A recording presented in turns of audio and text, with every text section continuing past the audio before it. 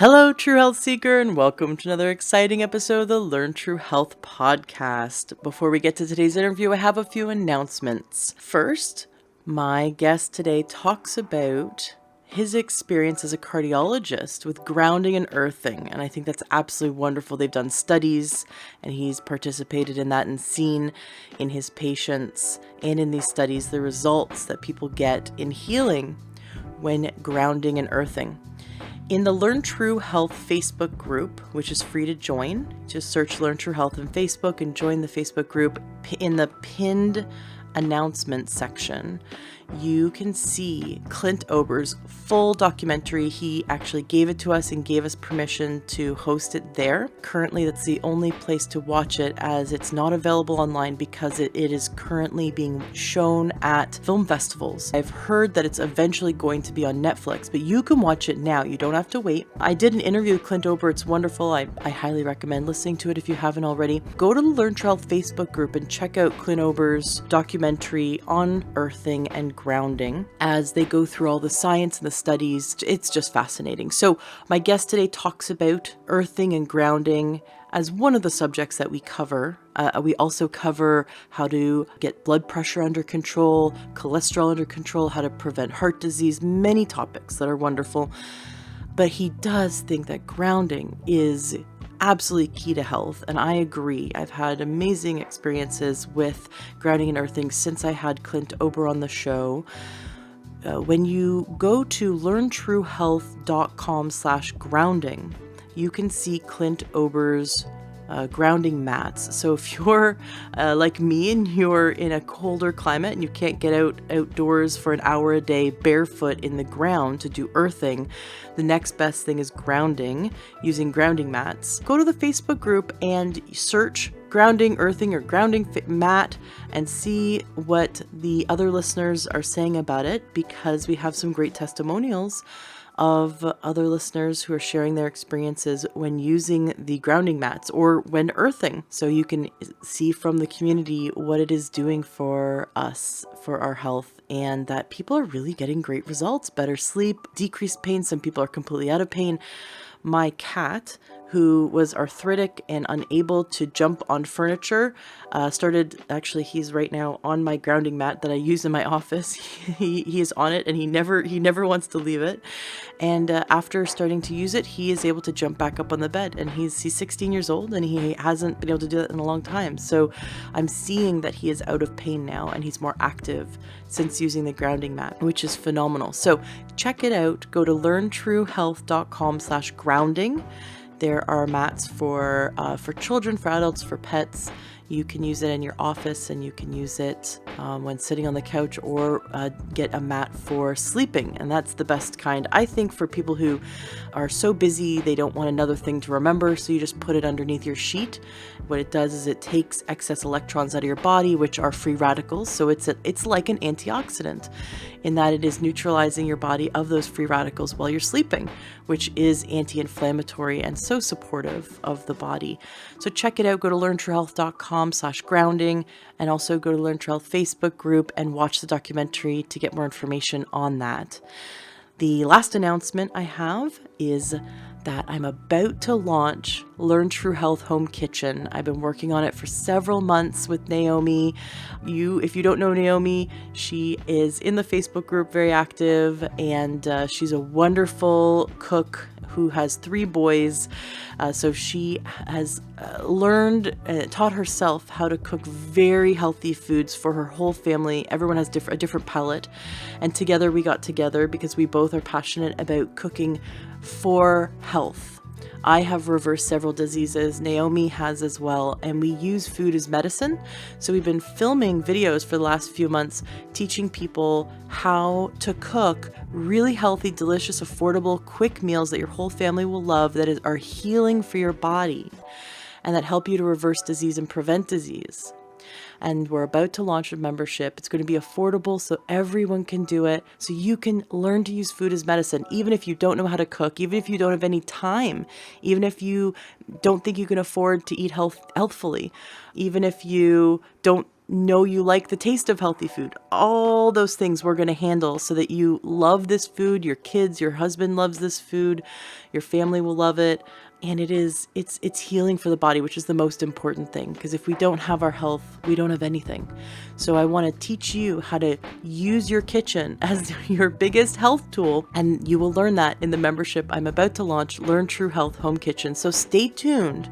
You can do that by going to my website, learntruehealth.com. And when the pop-up comes up, put in your email address. That's to join the email list. So when we do launch it, I'll send you an email so you'll know about it. Or you can join the Facebook group and I will be announcing it in there as well. Or just subscribe to this podcast so that when it is launched, you will be notified. Awesome. Thank you so much for being a listener. Thank you so much for sharing this show with those you love so we can help as many people as possible to learn true health. If you ever have any questions, please feel free to reach out to me, Ashley@learntruehealth.com. Have yourself a fantastic rest of your day and enjoy today's interview. Welcome to the Learn True Health podcast. I'm your host, Ashley James. This is episode 402. I am so excited for today's guest. We have with us board-certified cardiologist, Dr. Steven Sinatra. I love your books. I think the work that you do is amazing. And you have been a doctor for, is it almost 50 years now? Oh, yeah. Well, let's see. It's close. I graduated medical school in 1972, so it's real close. Right. And then following the work that you've done, you've really branched out to see the truth. You know, some doctors like to stick with the status quo and just keep toting the line that they're fed, right? And they just want to stay in their lane. You're not one of those doctors. You have looked at what really works. I love that. I saw you talking about that there's an emotional, mental component to healing, that you saw that after a heart attack, a man who goes home to an empty household or a household that's hostile has a lower recovery rate than a man who goes home to a loving dog or a loving family. And you really saw Right. that there's more to healing than just, here, take this pill, call me in the morning. And you saw that there's a really important need to address diet and supplements. But you also saw that what we've been fed for over 30 years, these myths, these lies about cholesterol are wrong. And so you've written many books, and I love them. And one of the books is about setting the record straight on cholesterol. I want to talk about that today with you, about setting the record straight on cholesterol, about helping to reverse high blood pressure. You have a book on lowering blood pressure in a short amount of time. And then also grounding. I had Clint Ober on the show, and you co-authored a book with him on earthing and grounding. And I think that these three topics are so wonderful. But first, before we get into all those, I'd love for us to learn a bit more about you, because what happened in your career that had you become a maverick, had you rise above and no longer be part of the status quo to help people really figure out how to gain their health beyond drugs and surgery? Yeah, it's a good question, Ashley. I mean, I've thought about it often myself because my path is sort of very, very unusual for a typical physician in the country. I mean, I guess when I went to medical school, and I graduated back in May of 72. I applied to 5 different internships, and I applied big. I mean, I applied to San Francisco General, Grady Memorial in Atlanta, Bellevue Hospital in New York City, because I wanted to do an internship where I was extremely busy, and I wanted to go to a highly regarded area in the country because when it comes to a doctor, you want to see a lot of pathology very early because that's what makes a doctor very strong in his assessment of differential diagnosis, of pathology, et cetera, et cetera. As fate would have it, I didn't match in my internship, meaning I had no place to go.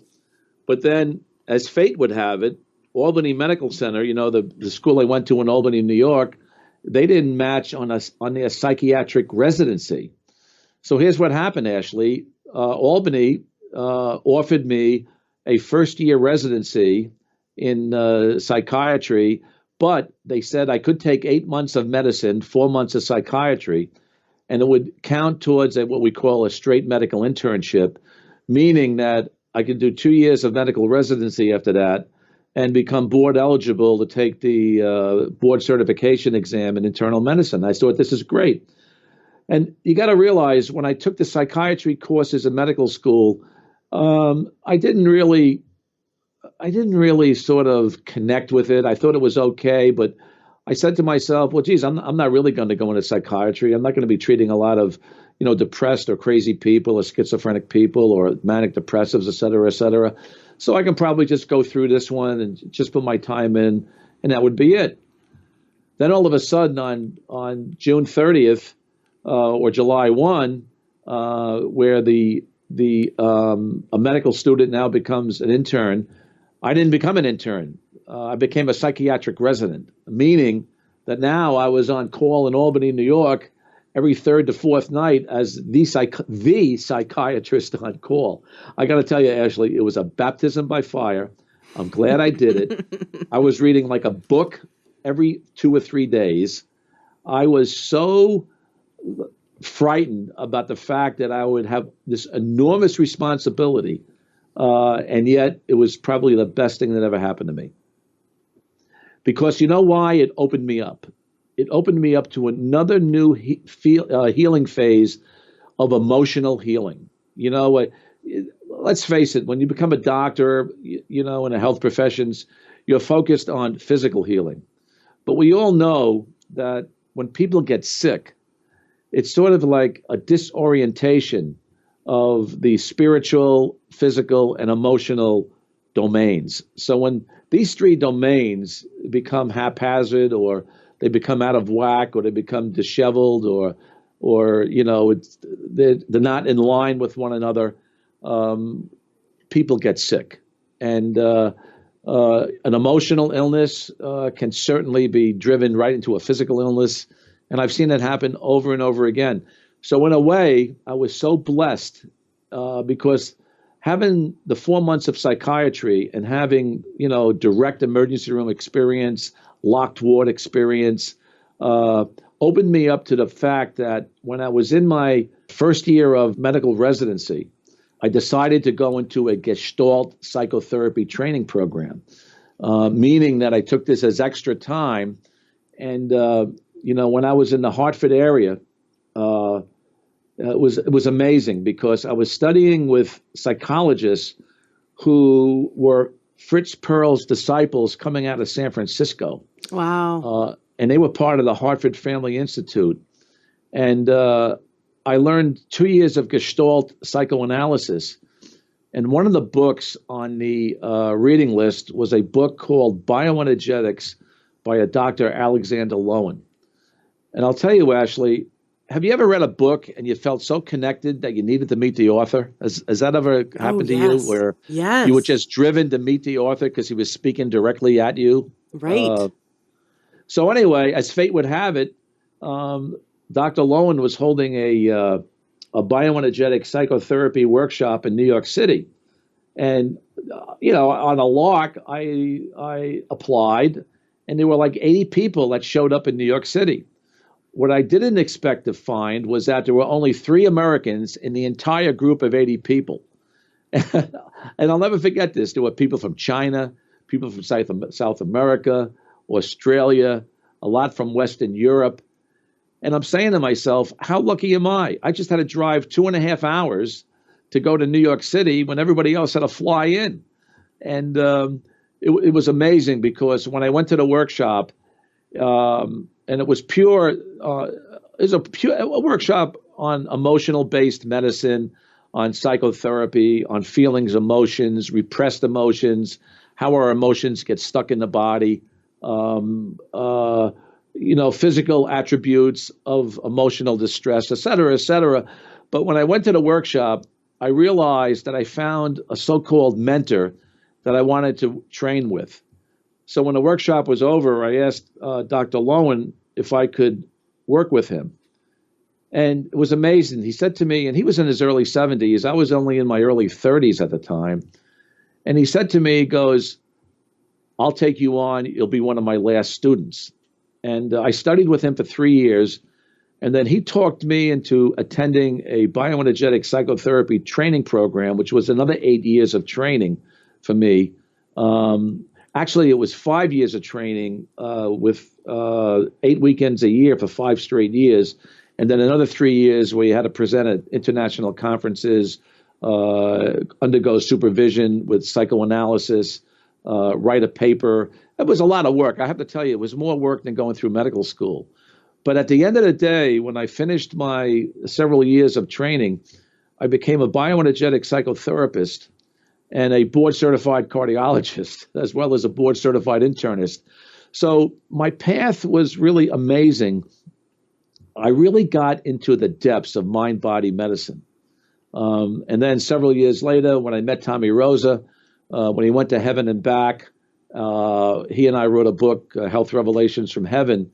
And then, several years ago, when I worked with this highly spiritual person who went to the other side and came back, then I sort of culminated my training into mind, body, and spirit, because Tommy brought a lot to the table, and having spent a lot of time with a co-author who was on the other side, it sort of culminated in my doing a full circle of being a healer, where now you not only invoke the physical and the emotional, but you bring on the spiritual as well. I mean, there's no doubt about it. I mean, I really feel some people are under spiritual attack. I think there's other forces, unseen forces that involve people, whether it's a physical illness or an emotional illness. But I have to tell you that at least being in the spiritual domain, it just makes sense to invoke the mind, body, spirit into one phase of healing. And that's sort of a nutshell of what I have done in my training. Now, yes, I took the nutrition board's exam. I became a certified nutrition specialist. I took that exam in the year 2000. I studied like crazy for that exam. I mean, that was an amazing talk, in the sense that when I was there for it, I met other doctors that flew in all over the world, and it was just incredible that they were like me, trying to get board certified in nutritional healing. I love that you just constantly are expanding, constantly learning and absorbing information and utilizing it to help people heal. What is bioenergetic psychotherapy? Well, bioenergetics is like taking Gestalt to a higher level. Gestalt, and what Fritz Perls projected was, be here now. I mean, be in the moment. Ram Dass did a lot of work on that later on, and basically, it's experiencing your emotions. In other words, if you have sadness, have your sadness. If you have anger, it's okay to be angry. It's not okay to go into rage. Rage is uncontrolled anger, and you can hurt somebody else or hurt yourself for that matter.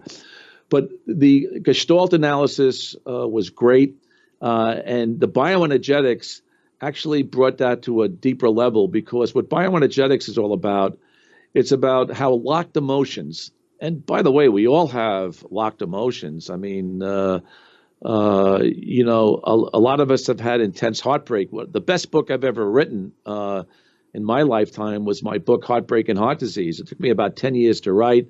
I finally published it in my early 40s. It was right smack after my Gestalt and bioenergetic therapy trainings.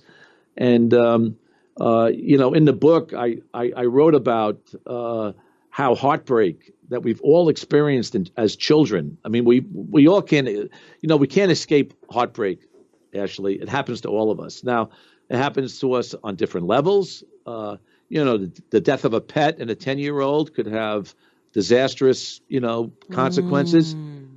Certainly a divorce in a 10-year-old could be more. The death of a parent could be even more.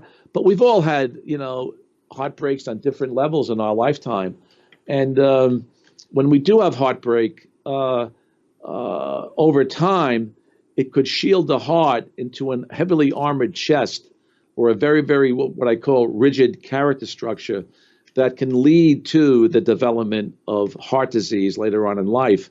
So what I've done in my own lifetime in training in all these different health domains, I've always looked at stored emotions in the body as a way of trying to free up the body that can free up locked emotions. And I mentioned heartbreaks. Surely we all have sadness, anger. In other words, when you free up these emotions, you allow the heart to breathe better, and you allow the heart to escape from the perils of whether it's guilt, shame. And Louise Hay wrote about this years ago. I think the worst emotion is resentment. I think resentment is actually a killer in people. And she wrote about it, how resentment was a big factor in the genesis of breast cancer. I fully agree with her. You know, the problem with resentment, Ashley, is this is one emotion that a lot of us can't give up, but we have to give it up. So if any of your listeners on this podcast have resentment towards a family member, a friend, a relative, it doesn't matter. It doesn't matter. The best thing to do is just give it up, because you really pay heavily for harboring that, toxic emotion in the body. I always look at it like we're shooting ourselves in the foot by holding an emotion against someone else. I had someone do a large wrongdoing to my family a few years ago, and it took me years to process the resentment. I went through the anger, I went through the sadness, I went through all the emotions because it affected us on many levels. And the resentment, you're right, the resentment was the hardest one to give up. And I've been working on that in the last year. And I had to come to a place where I had to look at what I'm grateful for because of the path. Even though it was a wrongdoing to my family and it harmed us, we bounced back, we moved on, and who knows, maybe we're better off because of it. And so I have to hold on to and actually I've thanked him for what he did, because I am now the person I am now, and the goodness I have in my life, I have built out of that wrongdoing, out of that tragedy. And so I think that we need to look at the gratitude and thank that act, or thank the negative for putting us on the path we're on now, because we can be grateful for what we have now. And then letting go of the resentment, because the resentment doesn't harm the person we want to harm. It just keeps harming ourselves. No, it harms you. It's allowing them to continue to hurt us. Exactly. And you really said it beautifully. I couldn't say it better. And I'm glad our listeners are privy to this right now, because we're getting privy to it. But I have to tell you, there's no doubt about it. Resentment is the hardest to give up. It's the most destructive in the body. And it's the most toxic emotion that we carry on in our lives. And I have to tell you, I have seen so many acute heart attacks, including sudden death, because, and the reason why I know this, I resuscitated many people in my life. And because I was a psychotherapist, I would always get into the emotional aspects of the illness. I would ask these people if they ever had toxic emotions against another, or any sadness or heartbreak or resentment. And you wouldn't believe what poured out of these people. But it's not worth getting a heart attack by holding on to that emotion of resentment. It's a very, very powerful emotion, as you stipulated. So really, from the beginning of your medical career, you have respected and honored that we have an emotional body and a mental body and a physical body and a spiritual body. These aspects of ourselves cannot be isolated, that we can't treat someone allopathically and just give them a medication, because you're seeing that there's obviously mental, emotional, spiritual, and physical all happening at the same time. That would give you a unique perspective, but you also didn't shy away from it. I've seen other doctors shy away from it and want to only stick with what's in the physical world, with what's tangible, what they're and physical, comfortable with, right, with what they're comfortable with. So your personality, do you think it's your personality that wants to challenge yourself and continue to grow? Is that just the kind of person you are? Well, it has a lot to do with personality, but training as well. With all the extensive training I had, you come to realize that when people get out of synchronicity of, the emotional, spiritual, physical, or mental for that matter, illness sets in. I mean, I've, I've sat with a lot of people face to face in the office, and, I've asked people why this illness was occurred in their lives. And, so, again, it's my psychotherapy training, because it's not just treating the physical illness. You always want to see if there's a why behind it, or maybe a contributing factor. And I was able to really go deep with a lot of patients. I remember one woman who had breast cancer, and I just asked her point blank. I said, "Why do you think this was placed in your path? At age 50 right now." And she came back with a very profound answer. And she said to me, part of my life is a lie. I need to live the truth.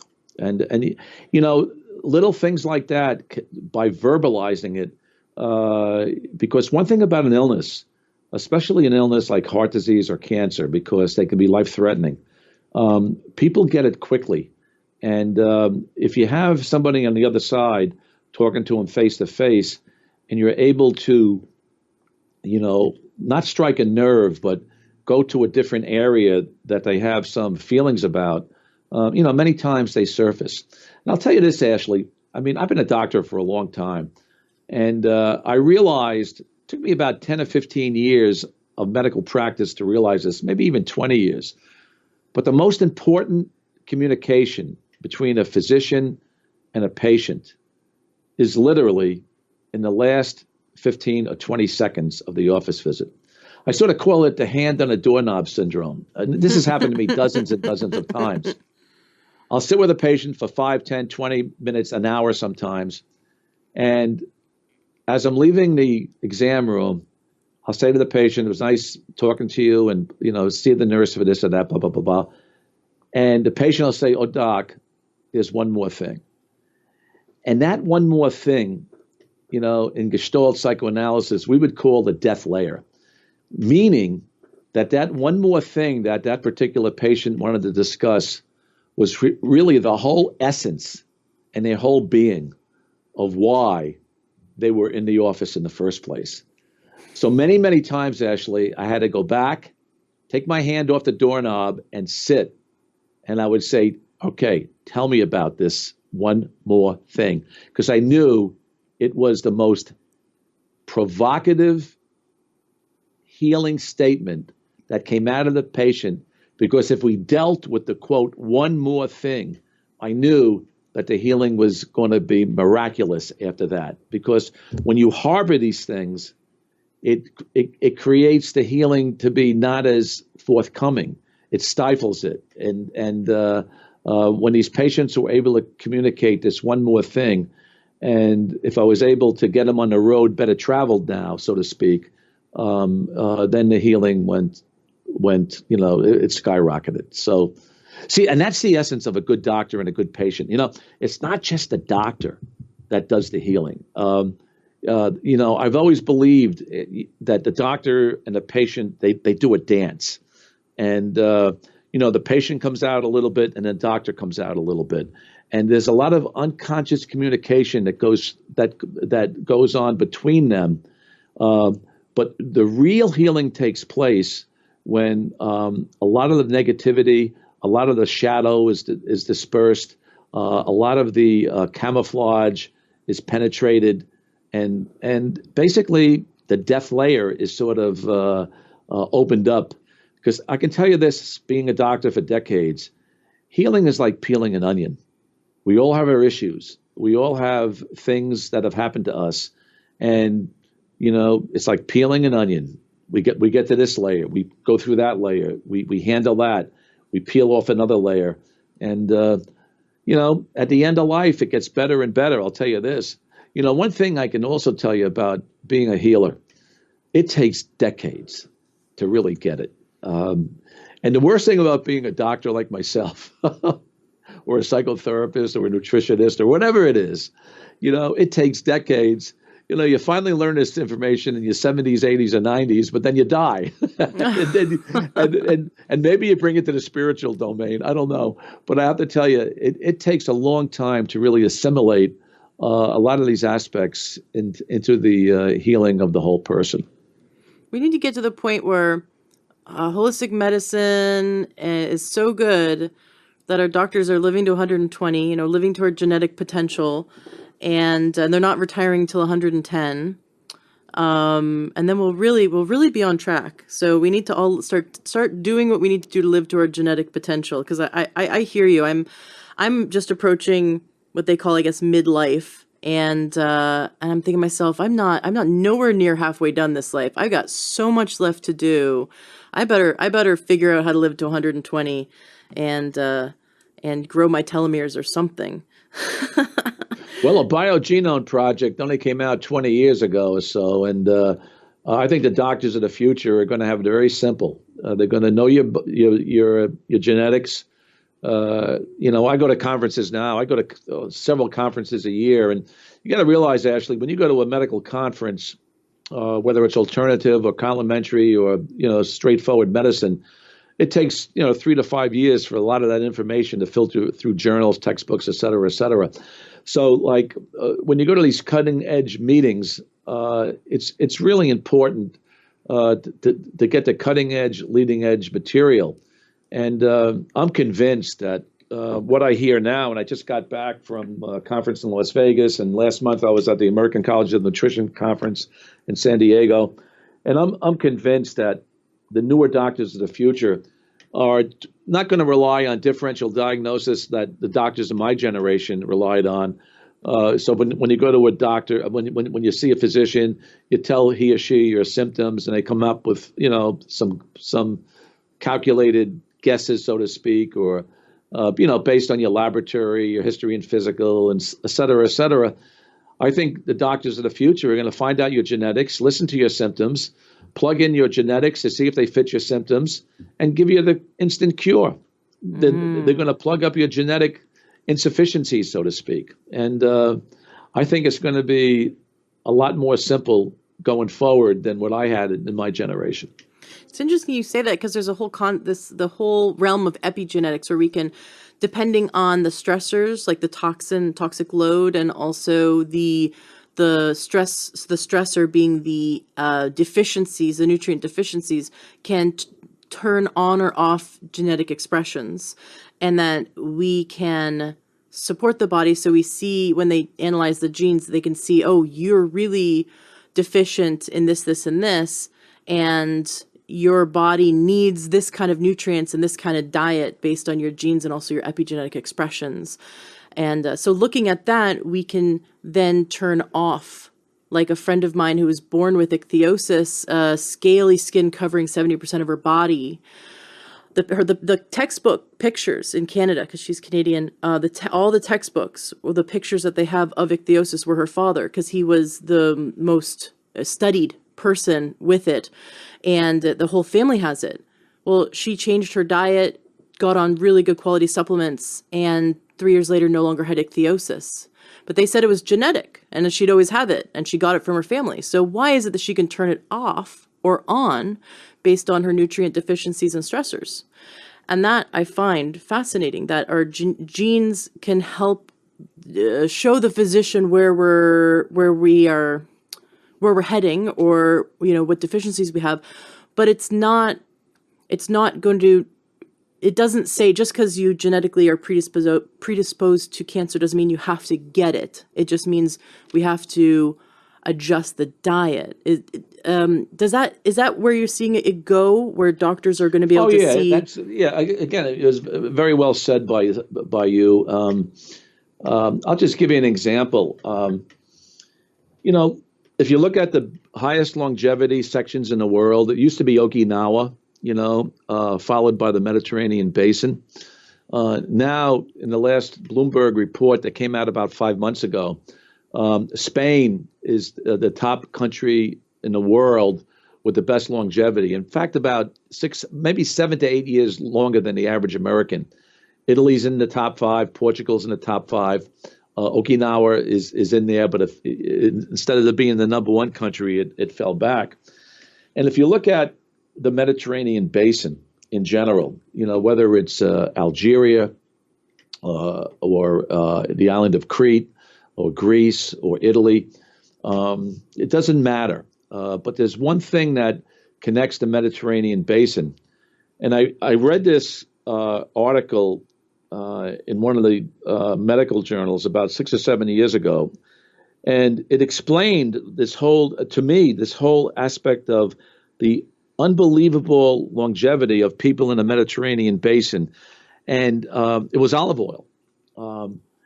And basically, there are certain aspects of the inhabitants of the Mediterranean basin that they all do. And olive oil is one of them. And if you look at olive oil, what olive oil does, it changes our pro-inflammatory genes. You were getting into this a couple of minutes ago, but it changes pro-inflammatory genes that we all have, and it transfers them back to a non-inflammatory state. Now think about that, Ashley. That's unbelievable. And if you look at the antioxidants or the polyphenols in olive oil, one of them is hydroxytyrosol, another one is oleopurin. And these are remarkable, what we call bioflavonoids or polyphenols that not only are anti-inflammatory, but they actually can change the caliber of our gene expression. And when you were talking about the ichthyosis with diet, people don't realize this, but there are certain aspects of the diet that are so healing that these healing foods are just incredible. And even, let's fast forward to the Predemed study that came out of Spain again. This was a study where people were eating the American Heart Association diet, or they had a couple of handfuls of nuts a day, because the Seventh-day Adventists in our country have shown that if you do eat a lot of nuts, you have better longevity. And then another group would drink 4 tablespoons of olive oil a day. Now, that's a lot of olive oil, So they had the olive oil group, they had the mixed nuts group, and they had the American Heart Association diet. And what it showed was that even though the olive oil group had a lot more fat, and the nut group had a lot more fat in their diet as opposed to the American Heart Association diet, they had less Alzheimer's, less heart disease, less cancer, less diabetes, and they ran their study for only approximately 5 years. But the data was absolutely amazing. So there's something special about olive oil, and when I read this data years ago, and I had Dr. Gonzalez present at the American College of Nutrition, I was with him on the podium because I wanted the Americans to get this information. But when I read this and I read the article in Science, and you look at antiquity with all these centenarians all over the Mediterranean basin, there's something special about olive oil, and I call it the secret sauce of the Mediterranean diet. I really do. That's one of the reasons why I ended up going to California several years ago myself, and in my Vervana, we have a healthy website that we engage in the purchase of different olive oils, and we get our olive oils from California. And the reason being is that if you're certified by the Growers Council in California, then the olive oil is 100% extra virgin, because the olive oils over the last few years, even though the Mediterranean basin, has this incredible longevity, the olive oils in the last few years have been cut with canola oil now in the Mediterranean basin. Oh my gosh. I don't know if you're privy to this. I mean, 60 Minutes ran a great show on this a few years ago, but like in the Mediterranean basin now, and not all the countries do this, but you can have an olive oil that's 75% extra virgin. And as long as it's 75% extra virgin and it has 25% canola, the label will say 100% extra virgin. If it's 26% extra virgin, they have to put the extra virgin percentage on the label. So It's amazing, but consumers have no idea how unhealthy supposedly healthy foods can be. And the GMO foods, the glycophosphates in foods. I mean, it goes on and on. But I know we're a little off the topic, but I would say that securing very pure, clean, healthy food for our families, I believe, is going to be one of the major challenges of the 21st century. And water too. I'm a big Oh, advocate of right. what I call high vibrational water. Water is extraordinarily important. I mean, I'm looking at deuterium depleted waters, waters that are very complex in their structure, but they're very, very healing at the same time. I was just reading up on some studies where they've seen that blood pressure drops when people drink like the Fiji water, where there's more silica in it, I believe is the mineral or the element. That there's certain nutrients in some water that is has gone through like volcanic rocks, artesian wells that contain more minerals, and they're seeing also detoxing of aluminum. That was one of the things it did, detoxing aluminum. Really? It's interesting because I used to drink Fiji waters years ago because they're volcanic, but Hmm. a lot of the Fiji waters that I think were investigated, maybe they took it out, but they were endowed with mercury. And Oh, I bummer. stopped drinking Fiji water Hmm. when I learned this information. Uh, the silica is good. I like silica. Um, but mercury, the problem with mercury in our environment, it's a very, very profuse toxin. I mean, the Hmm. dentists would put it in silver amalgams years ago. Hopefully, they're not doing it now. But a lot of the fish is loaded with mercury. The burning of coal in the atmosphere. A lot of coal burning. Mercury gets deposited in lakes and oceans and streams.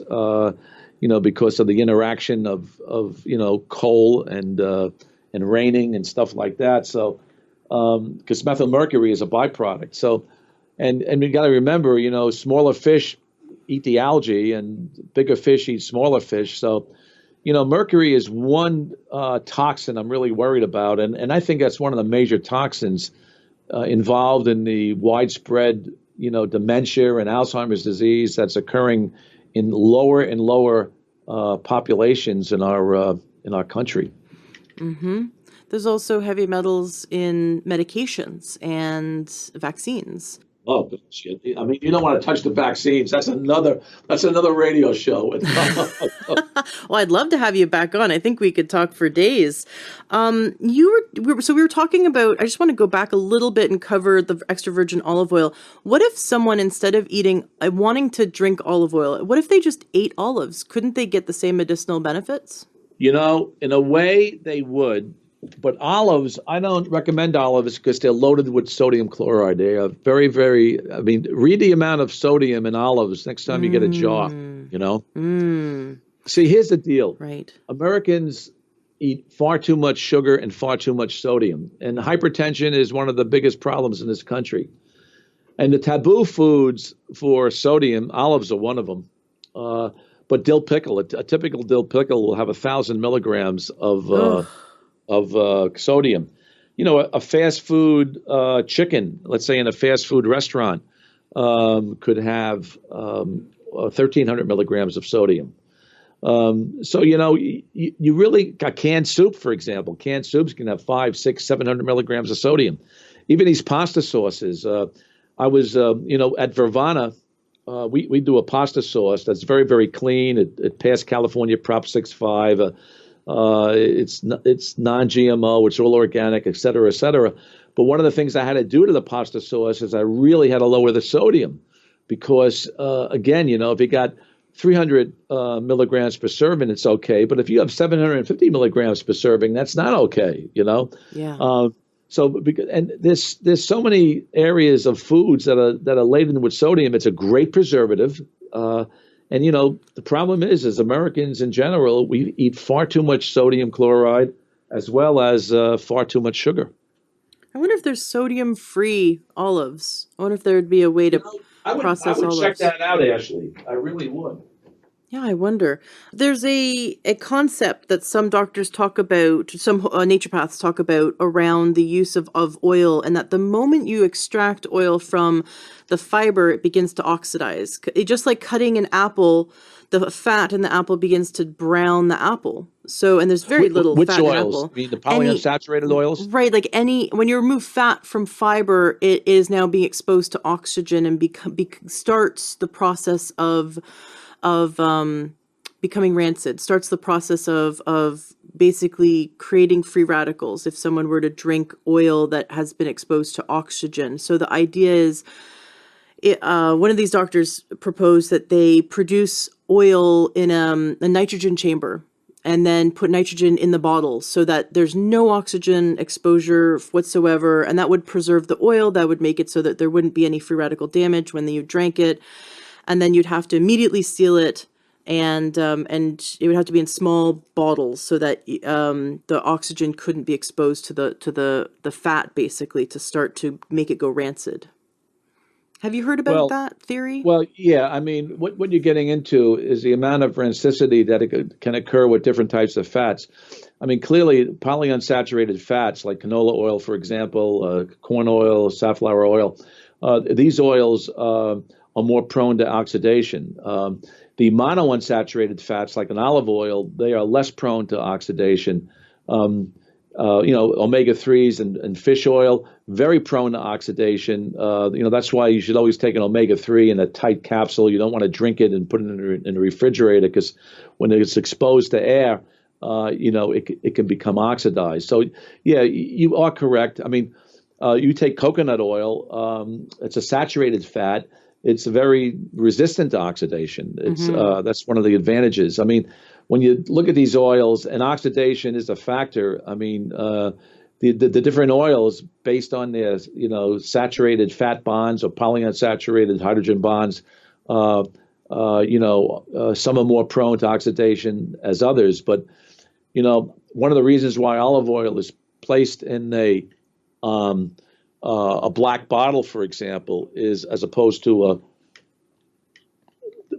lower bottle.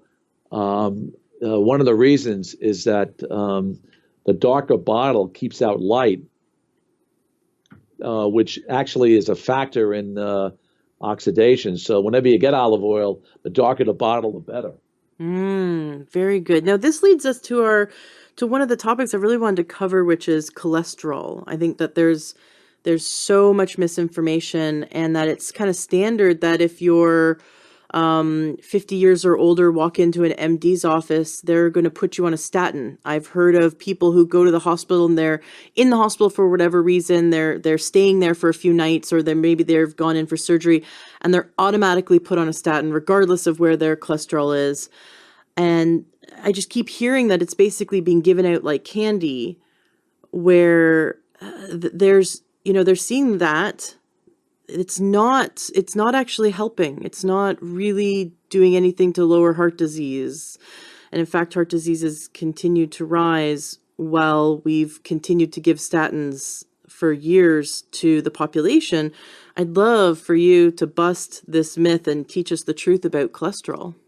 Yeah, I mean, statins have a dark side and a light side. I mean, when I was chief of cardiology at my institution about 20 years ago, I used to use statins. I mean, I believed in a lot of the quote science, although a lot of it has been disproven since then. I mean, I thought statins were really good for people. And then back in, I think it was 1996, I read an article that came out of the Indian literature that statins were great cholesterol killers, but they also knocked out the endogenous production of coenzyme Q10. And you got to realize, Ashley, I've built my whole reputation as a doctor on coenzyme Q10. I mean, I've been using it for almost 40 years. And coenzyme Q10 is the greatest heart healer of all time. I mean, it's unbelievable. And when I read this article that was published in a really good peer-reviewed journal, I immediately stopped using statins. And then one of the other journals asked me if I would write an editorial on on the statins because there was an article in another major journal on it. I told him I would, and that forced me to do maybe another 100 hours of research into looking at these. And I tried to, look at it from an unbiased point of view, even though I used statins for years, prior to reading this article, which really shook me because you knock out CoQ10, then this is I feel it's the most important nutrient in delaying the ravages of aging. So long story short, I really researched this whole statin situation. And then Johnny Bowden and I, a few years later, ended up writing the book, The Great Cholesterol Myth. And just in a nutshell, I'll tell you this. I mean, statins do lower cholesterol. But the way I feel they're really working, and some of the studies support me on this, is statins change the shape of RBCs, red blood cells. In other words, they make the red blood cell more slippery when it goes through the spleen, so to speak. Statins have powerful antioxidants as well. So when you change the shape of an RBC, red blood cell, and their antioxidants, they have some very mild blood thinning capabilities. And one of the problems right now of 21st century man is that we live in a computerized world where hypercoagulable blood, our blood is, instead of being like red wine, is like red ketchup. And if statins do any good, and I think they do some good in low dosage, if they do any good, I don't believe has anything to do with cholesterol lowering. Although, look, if you have familial hypercholesterolemia and you have cholesterols of 4, 5, 6, 700, yes, I'm all in on statins because those high cholesterol numbers will cause havoc in the body. There's no question about that. Although some people, with high cholesterols do well as well. But, when it comes to a male, not a child, not a female, not a person over the age of 75, but let's say a young male who has documented coronary disease, I will use a low-dose statin, give lots of coenzyme Q10 at the same time. And the reason why I use a low-dose statin, and I'm only talking like 5 or 10 milligrams, I'm not talking like 80 milligrams of a powerful statin take a day. I'm talking a low dosage. I'll use a low-dose statin because I believe the pleiotropic effects. Now, what I mean by pleiotropic is the extra side effects that you get, the beneficial effects you get with a statin, not the cholesterol lowering effects that you get.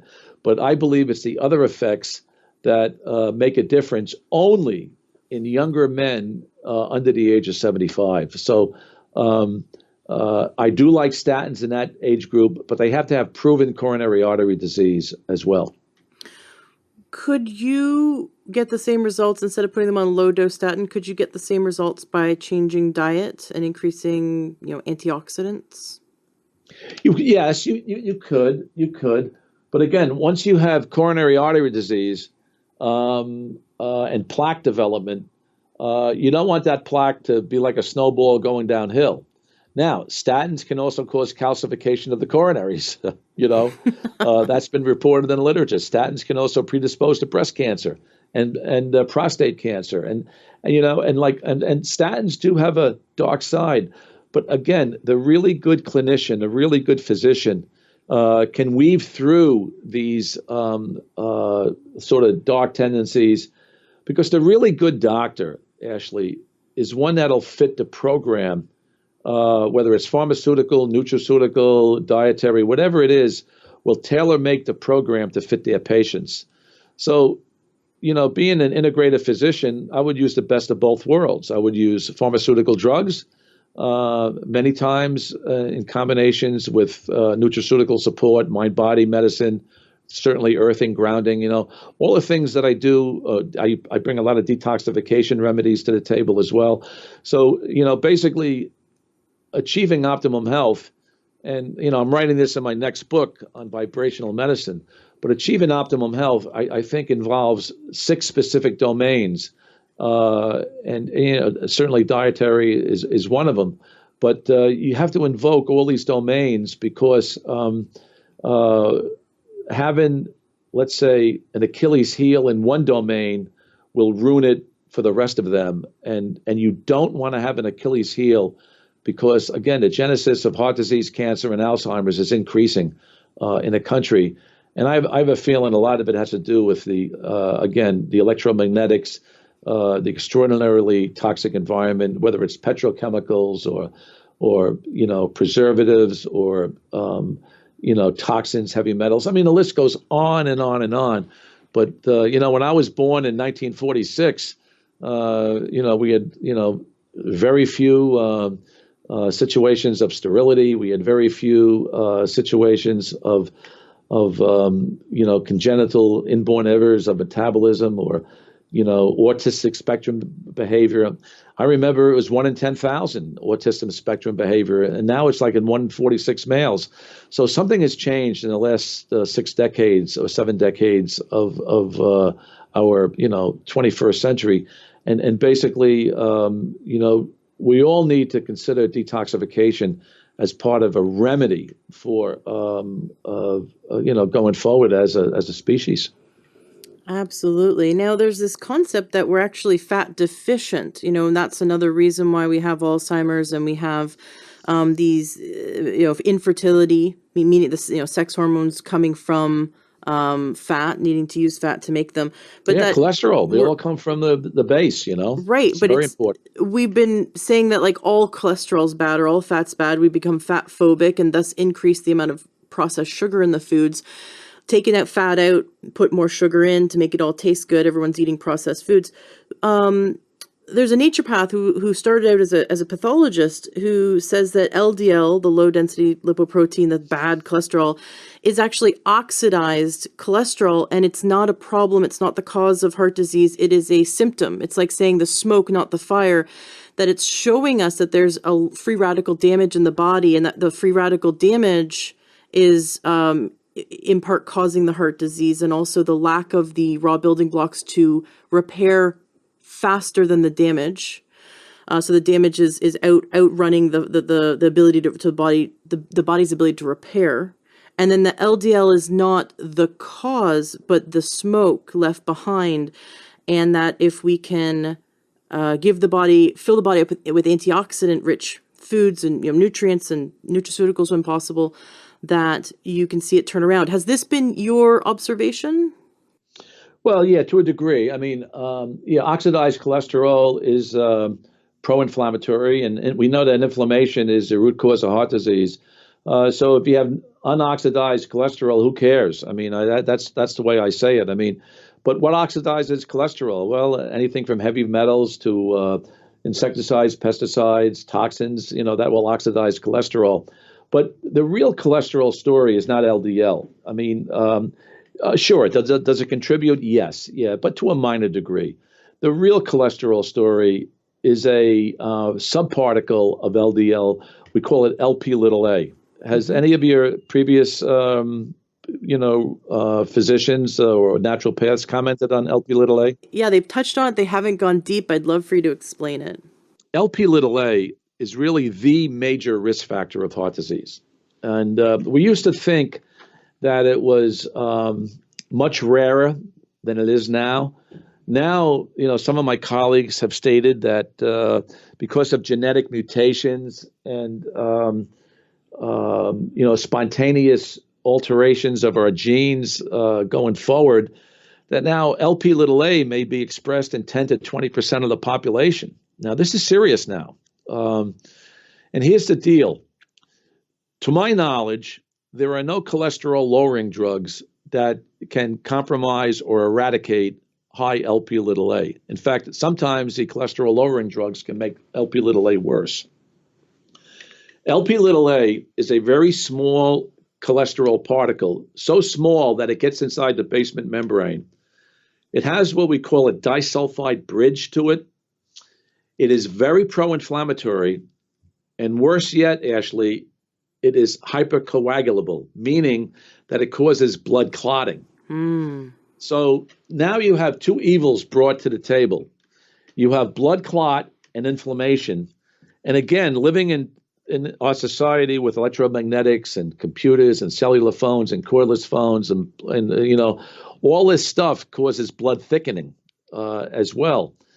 So if you do have high LP little a, this is one risk factor that I checked in all my patients when I was practicing cardiology on a day-to-day basis. And I found it in a number of people. And the antidote to LP little a are not cholesterol lowering drugs, despite the fact that it's a form of LDL. The antidote is things like niacin, fast-acting niacin, for example, lumbrokinase, which goes by the name, you're Canadian, right? I am. I live in the States now, but yes, I am Canadian. Well, the Canadians, I believe in Toronto, it's called Boluke, Boluoke. Um, uh, I really like their lumbrokinase. I get it myself from Canada, and I take it because, and despite the fact that I don't have a high LP little a, but I like thinning the blood, because of, again, we have this thick, sludgy blood that we have now that we didn't have of yesteryear, like 30, 40, 50 years ago. So, natokinase, brings something to the table, but these blood thinning agents, I think, are important, and they do, whenever you want to thin the blood, this improves our profile because you don't want your blood to stick in the brain or the heart because then you'd have a stroke or a heart attack, So certainly, we want to keep our blood slippery. And, again, the two greatest discoveries I've ever made in my 50 years of being almost a doctor, my two greatest discoveries were coenzyme Q10, for example, and grounding. I knew you were going to say grounding because that is so incredible. Grounding for viscous blood, isn't it? Yeah, because you see, both coenzyme Q10 and grounding they share something in common. They're both profound electron donors. And whenever you bring electrons to the table, it's like swallowing a handful of antioxidants, because you mentioned it before. They sequester free radicals. You were talking about free radicals. So basically, whenever you bring grounding to the table, you're lowering the pro-inflammatory state because instead of engulfing or taking handfuls of antioxidants, now you're getting it through, the K1 point of your foot or your feet, so to speak. So I'm all in when it comes to grounding. And I got to tell you, and I've published maybe 60, 70 papers in my lifetime and written about 20 books or 20 plus books. And I got to tell you, I think grounding is one of the healthier things you can possibly do to create incredible homeostasis and rid the body of intense inflammation that we all have, in this 21st century. I love it. I'm actually using my grounding mat right now at the desk. I have a desk mat and I have my hands are on it. And then when I'm sitting, sometimes I'll have my feet on it. And my cat, who's a senior, he's about 16 or 17, he stopped jumping up on the bed maybe about a year ago. He's just, old. He's got arthritis and kidney disease. And we have a holistic vet and we're giving him everything we can give him. When I got the grounding mats, which I did this year, he took it over. Because animals know, dogs do the same thing. They do. I have to close my office door because he would be in here on it and he purrs really loud. Horses too, Ashley. These mammals, they know. They know intuitively and that the grounded energy is healing them. So what happened was he got on the mat and he won't give it up. Anytime the office door's open, he's on this grounding mat. And now he's jumping up on the bed. Totally fine. Just the other day, my husband's like, whoa, he couldn't believe how high our cat jumped. And we haven't seen him do that in a really long time, but we're watching him kind of come back from being really sick and walking like he has arthritis and walking like he's in pain. And now he just walks like he did years ago. So the only thing we changed was the grounding mat. So I absolutely believe you that it has an effect, but I can feel it. I feel it's very interesting. I feel it gives me a sensation like a warmth and almost like a tingling, energetic sensation when I use the grounding mat. Like I can really feel it. Some people can really feel it. Some people can't.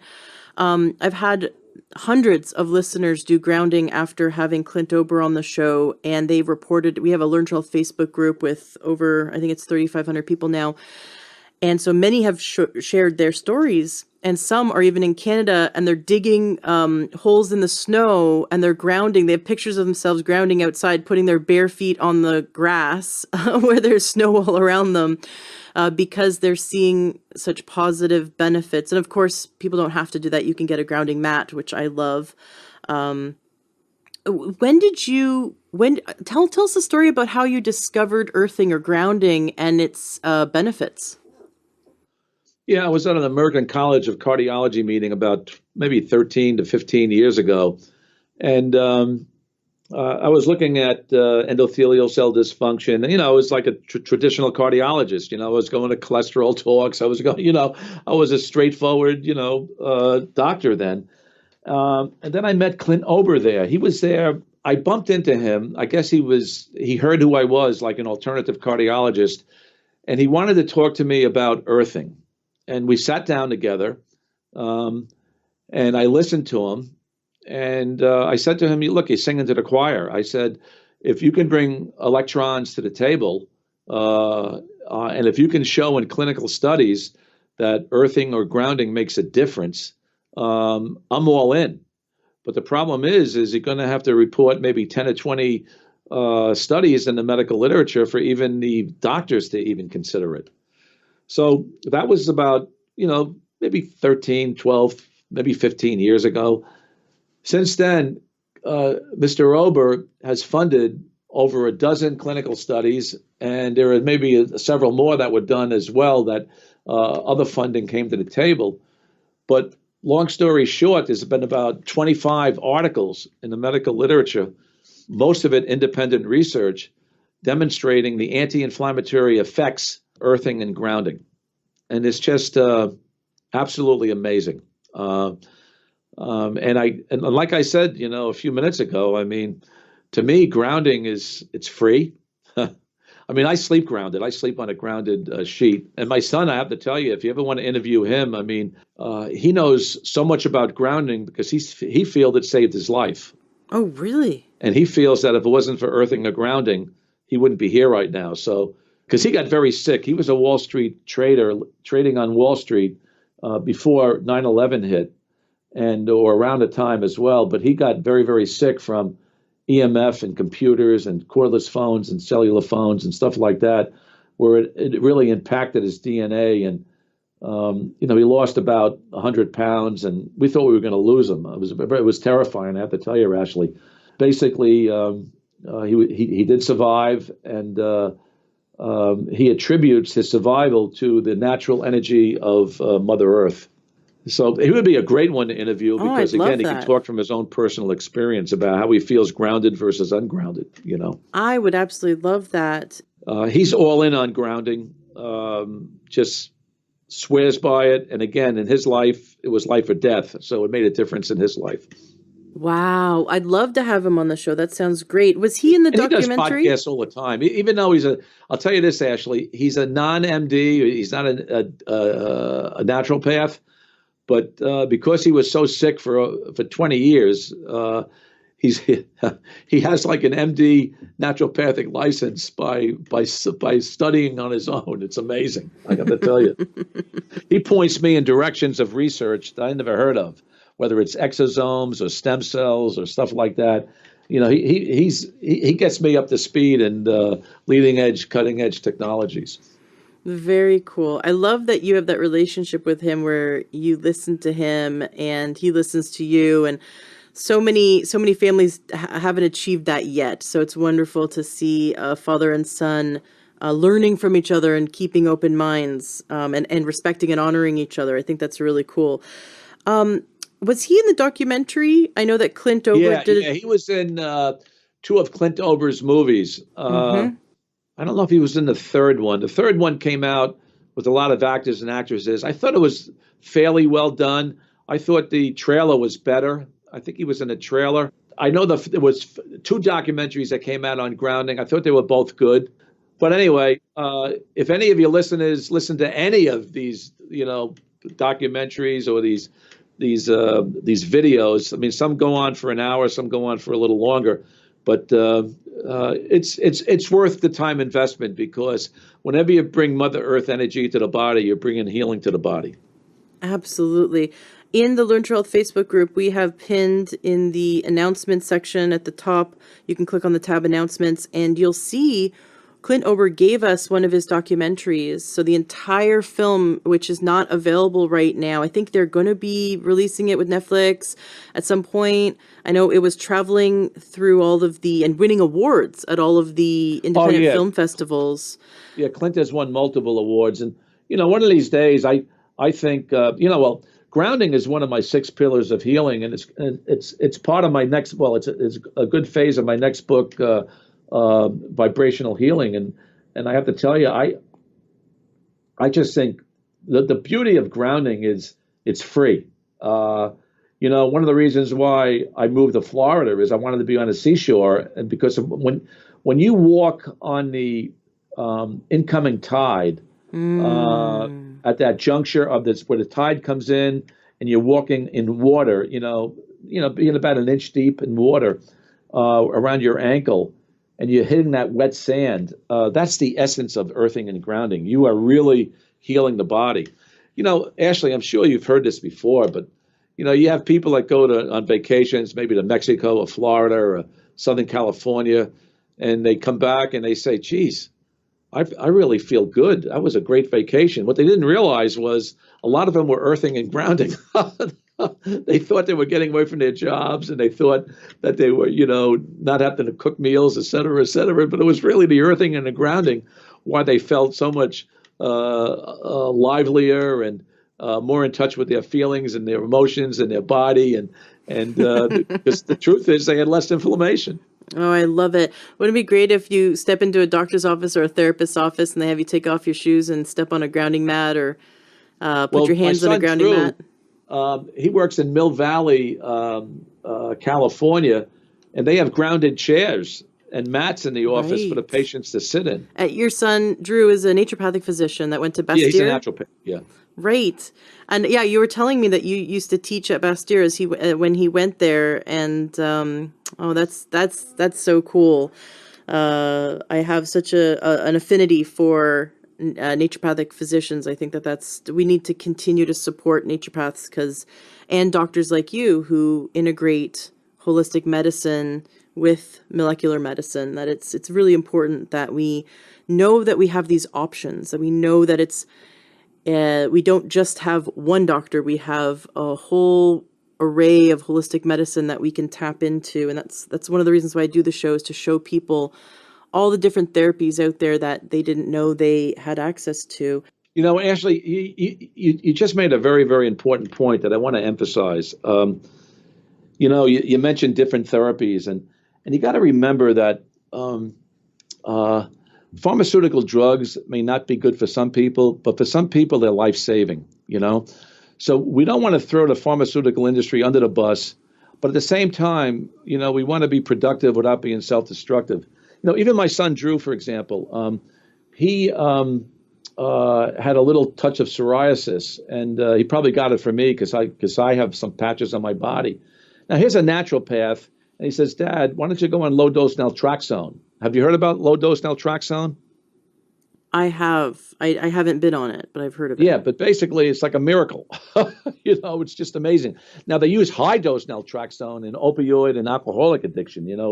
They use like 15, 20 times the dosage. But, I mean, so, sometimes, these pharmaceuticals or these compound pharmacies that do these things or hormones or whatever they are, I mean, they can bring a lot to the table. And I will tell you this, as an invasive cardiologist, and I would be treating heart attacks in the middle of the night, and sometimes have to bring people to the cardiac cath lab. And if it wasn't for pharmaceutical drugs, I wouldn't have a lot of people who'd be breathing right now. So there's a time to use them. In emergencies.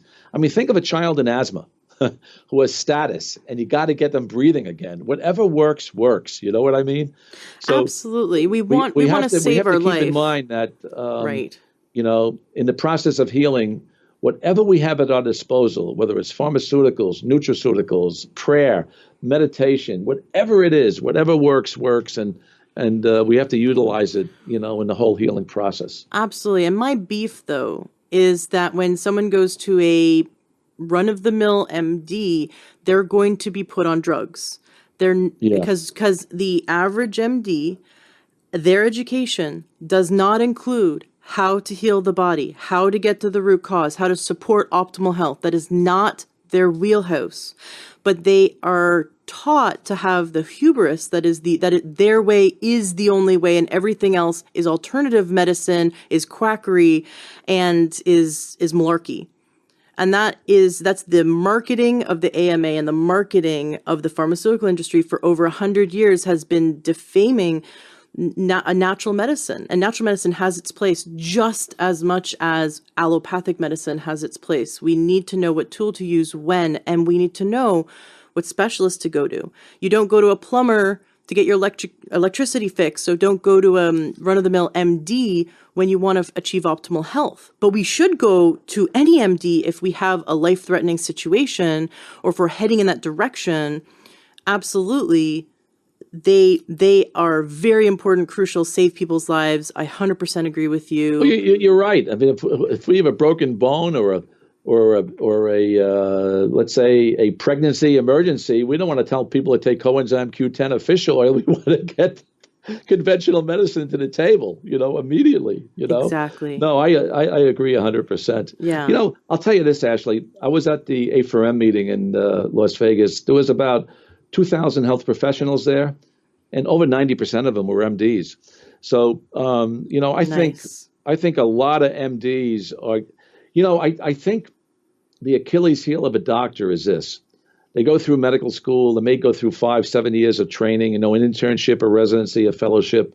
They come out razor smart, but they come out, very narrow-minded. The best MDs are the ones that take their medical education and they say, okay, this is a great base to work from, but I'm going to get trained in nutritional medicine or mind-body medicine or toxicology or whatever it is. And some of these MDs that I meet at these conferences, I'll tell you the truth, they are so advanced that any patient seeing them are so lucky to be in their care. Well, I'm glad to hear that. I'm glad to hear that they're wanting to expand themselves and learn more. And we have to know which practitioner to go to for what we want to achieve. So go to a naturopathic physician. Right. Your naturopaths are trained in drugs too. They're likely to give you a drug too. I know naturopaths that use drugs all the time. Oh right. My God, it was scary when I. So you have to. What I like to tell people is interview the practitioners. Go and find all the practitioners your insurance covers if you're looking to go under your insurance. Call them up, interview them, meet with them, have 15-minute, they should give you like free 15 minutes to talk to them or meet with them. And you are the ones hiring your team, and you can fire your doctor too. You need to figure out and build your team of healthcare providers that want to get you the results you want to get. Some people, I've talked to an naturopath who I said, why are you just giving out high blood pressure meds like candy? She says, and she became so jaded. She said, Yeah. I when I started out, I gave them the diet. I told them the exercise. I gave them the supplements. I got them everything they need to do for high blood pressure. What did they do? Nothing. They still drank the coffee. They still drank their beer. They still ate the pizza. They didn't exercise. And then they came back and their blood pressure was worse and worse and worse and worse. And eventually I just started putting everyone on meds because I just don't believe they'll do the work. Yeah. That's the problem, is that then the doctor who becomes jaded, who just puts them on the meds because they don't believe they'll do the work, that they're not giving the patient a chance, because they've seen past patients do this. So we have to tell our doctors, we're willing to do the work. Give us the holistic methods, the diet and the lifestyle and everything that we can do to help our body, because we will do the work. I think the listeners who are listening, because they're still here listening, are the ones willing to do the work and put the work in order to help heal their body. That brings us to the other topic I really, really wanted to touch on, which is healing high blood pressure. You have had such great success with helping people. You even have a book, Lower Your Blood Pressure in 8 Weeks, that you published in 2003.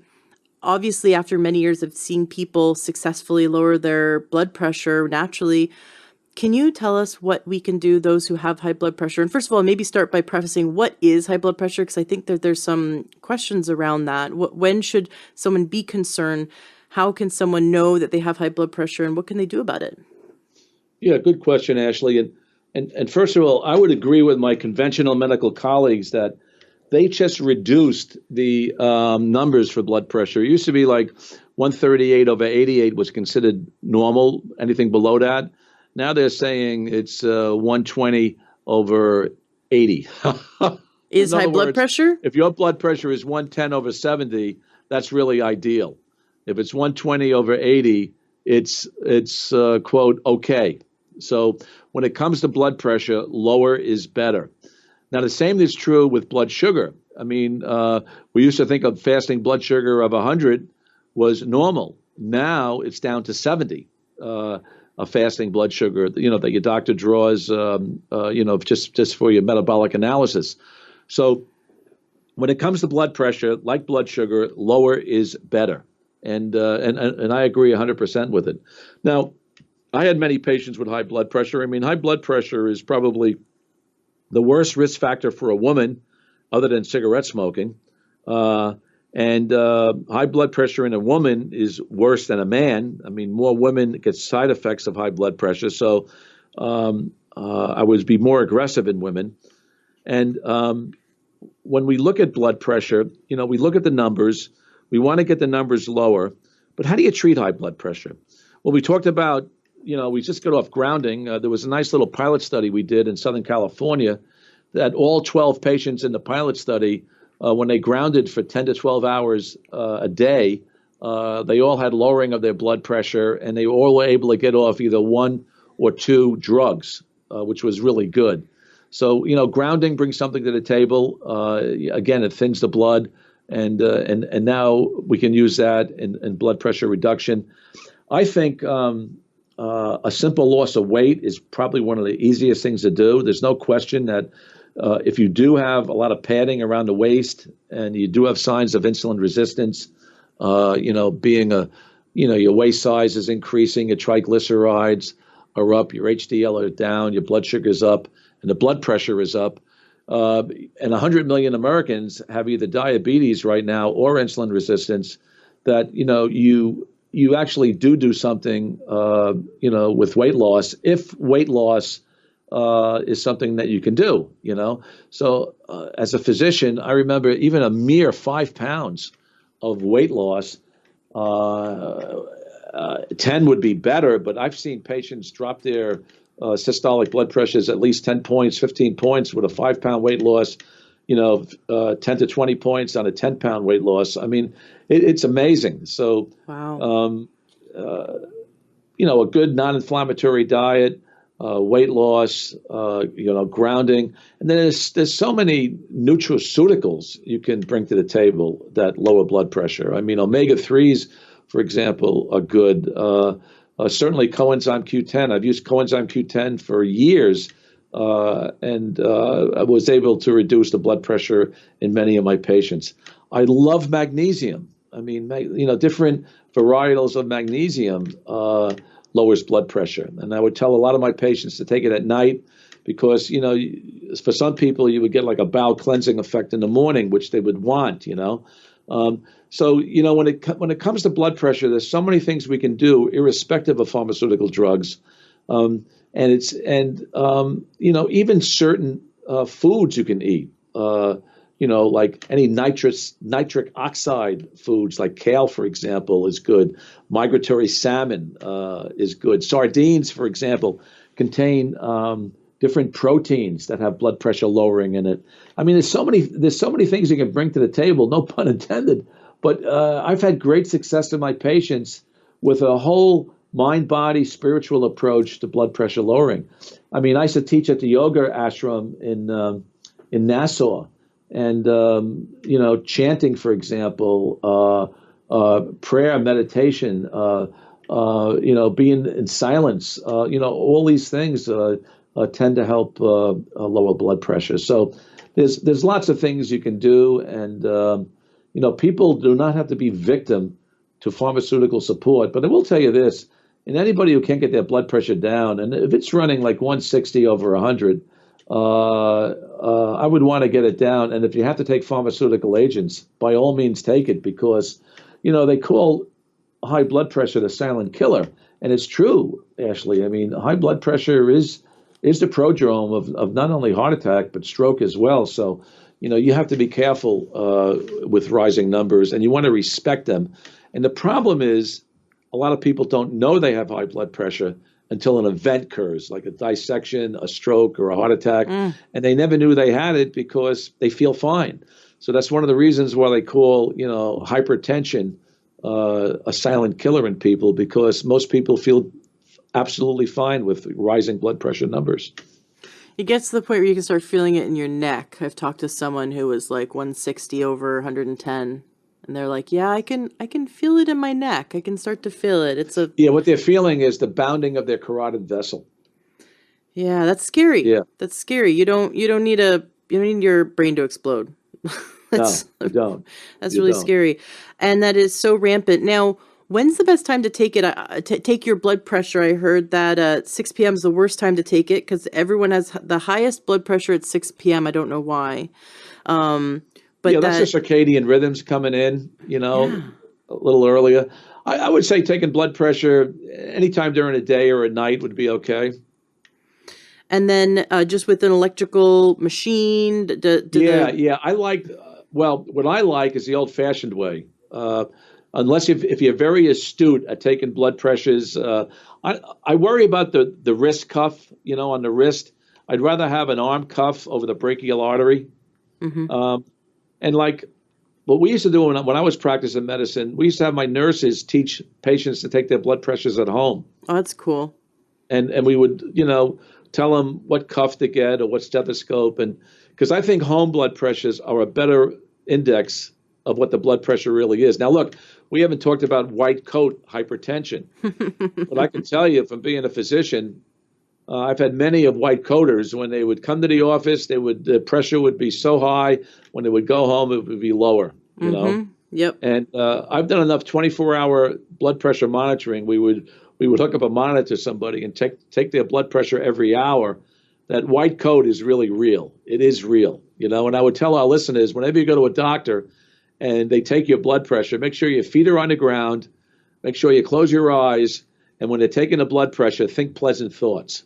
And do deep breathing, just slow, deep breathing. Yeah, and don't do a Valsalva. Don't hold your breath. No, point. Deep breathing, and let your shoulders drop. My mom used to say, don't wear your shoulders as earrings. Just let your shoulders drop. Relax your body, deep breathing. I love the close your eyes and maybe imagine we're walking on the beach. And absolutely, I've had that in just about, I think it was last month, I was at the doctor's office and they were asking me some questions about things that were stressful, questions that would stress me out.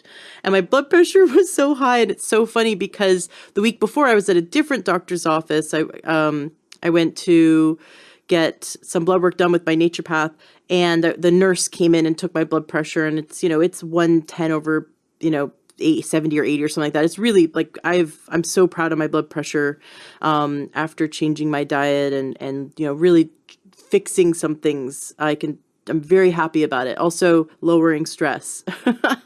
Oh yeah. And I can just see that, just asking me a few questions that might be stressful to ask someone. And then they immediately took my blood pressure, and it was way higher. So it's really interesting to see that. But also when you're taking it at home, take it more than once. Sometimes the first reading, you're just getting settled down, and take it 2 or 3 times, do some breathing, and just allow yourself to get kind of an average. I think I like that you said put your feet on the ground. That's good. And so if someone has blood pressure that's higher than 120 over 80, but at what point would you say, okay, now it's too serious, we should get you on meds until you make the lifestyle changes and get it down? Like, is that 140 or 150? Is it a 90 or 100? Yeah. If they're running 138 over 88, now I'm using the old standard, okay? But if they're certainly at that area and they can't get it down, and I tried nutraceutical support, I tried mind body, I tried grounding, I tried everything, I might give them a light pharmaceutical agent as well. And is that for the rest of their life, or is that temporary? Do you try Well, it's testing it? interesting. I mean, sometimes people go on pharmaceuticals. They have an epiphany. They're feeling better. They'll go on a diet. They'll go into an exercise program. I mean, it's amazing. But and then all of a sudden, they have a change in lifestyle, and then I'll take them off the pharmaceutical, and they're okay. Yeah. Yeah. I've seen every scenario. Believe me, it's amazing. I've seen Cartitone, which is a natural supplement, work really well, especially if the blood pressure was related to their stress. If they're a kind of person where they're constantly running worried thoughts through their mind and they're not really realizing they're doing it. Yeah. That Cartitone has that effect on the mind to slow down those and maybe decrease the worrying and the Did you say stress. cartitone or cardiazem? Cartitone. Cartitone. Okay. Yeah, it's a natural herbal supplement. There's a certain percentage of people, a small percentage, that will experience maybe a little bit of lethargy and depression from this herbal supplement. Right. So it's best to obviously work with a qualified naturopath or qualified doctor when getting on it. But you can buy it at any, so it's a supplement that you can get Right. online, and I've seen it work really well with people. And like I said, some people, it's a very small percentage, but some people will notice that they're just less motivated, maybe a little bit depressed, and then it's like, okay, maybe this isn't for you, because it acts on the brain and decreases the stress, and sometimes it downregulates too much. Right. But for those people who it's just like all the lifestyle changes, all the diet changes aren't impacting the blood pressure, because the blood pressure is really coming from their constantly triggering the stress response by constantly thinking about worried thoughts. That's where Cartitone has seen to play a positive role. I was wondering, so you were saying things like meditation, grounding, breathing, anything else that you've seen really helps for decreasing that stress that's attributes Well, the to. best antidote that I know from a stress response, and I stumbled upon it by accident when I was teaching down at the yoga retreat, is alternative nostril breathing. Are you privy to that? Do you know what that is? Yes. Yeah, but for the listeners, please explain. Well, basically, you take your right finger. I'll do it as simple as possible because they can't see it, but you just press your forefinger on your right nostril and you breathe into the count of four in the left nostril. I'm sorry, to the count of nine. Just breathe into the count of nine. On the opposite nostril, breathe out. You're breathing into the count of four and out to the count of nine. So if I put my forefinger, let me start with the right nostril. I'm breathing in the four. And then I switch nostrils out to the count of nine. And on the same nostril that I went out through nine, I'm breathing into the count of four. I hold it, go to the opposite nostril, breathe out to the count of nine.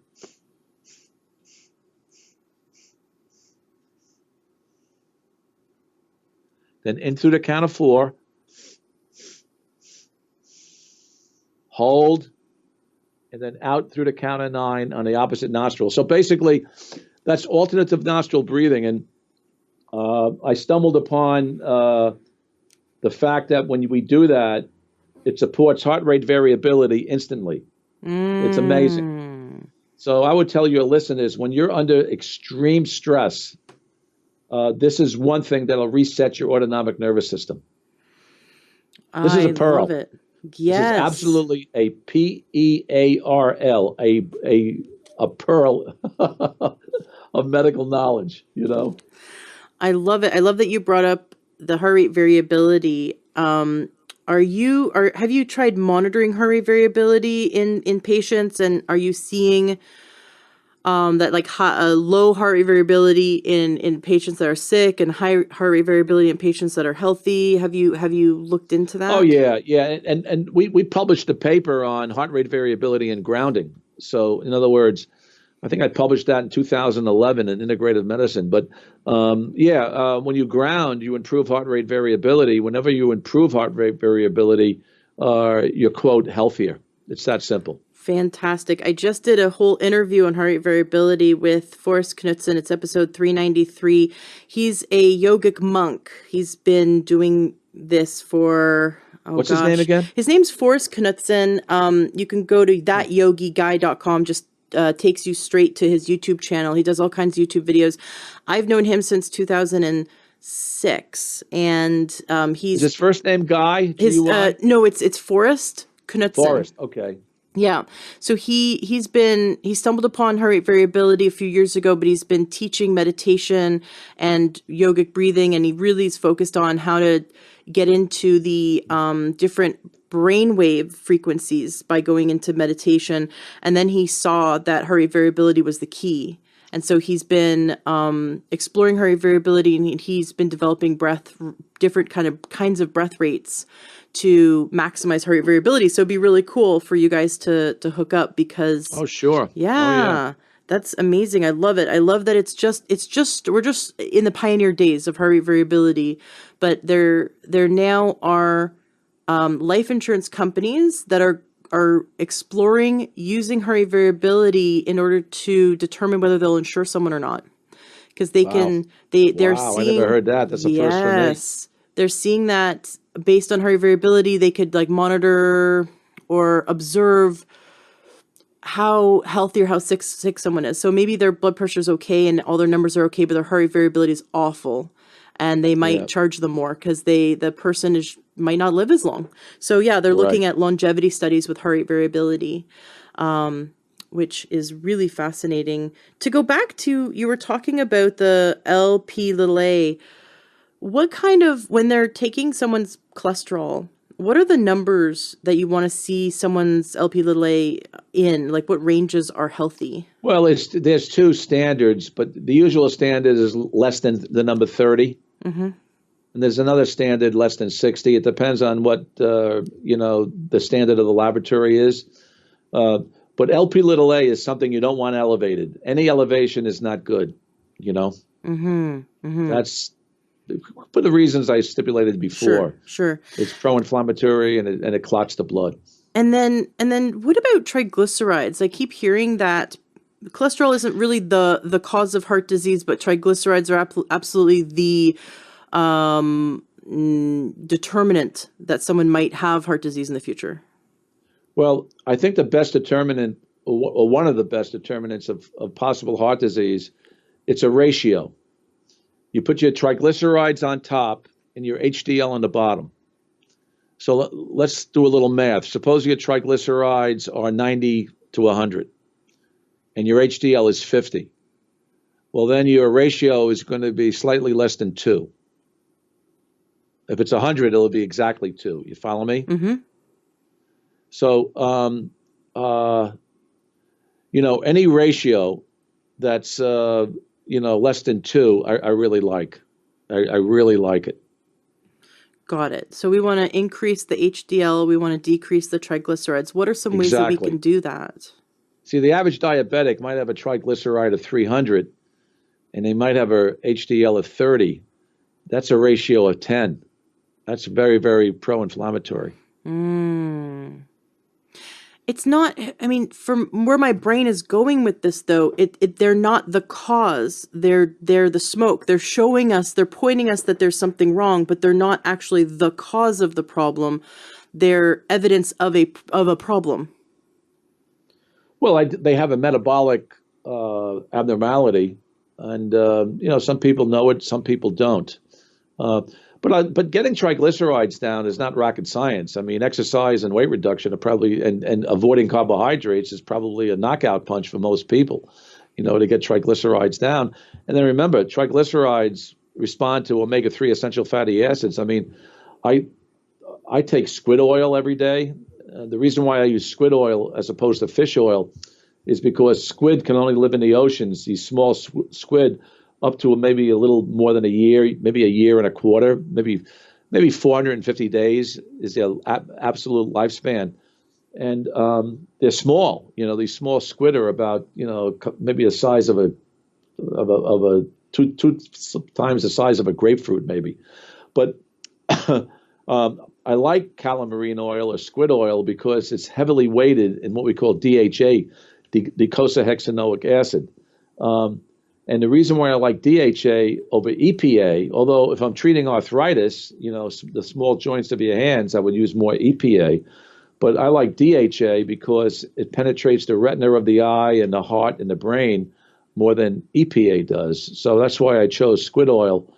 And it's amazing. I flew to that factory in Norway, and I've been to a lot of vitamin and mineral factories in the USA, and I got to tell you, this factory that I visited was the most cleanest.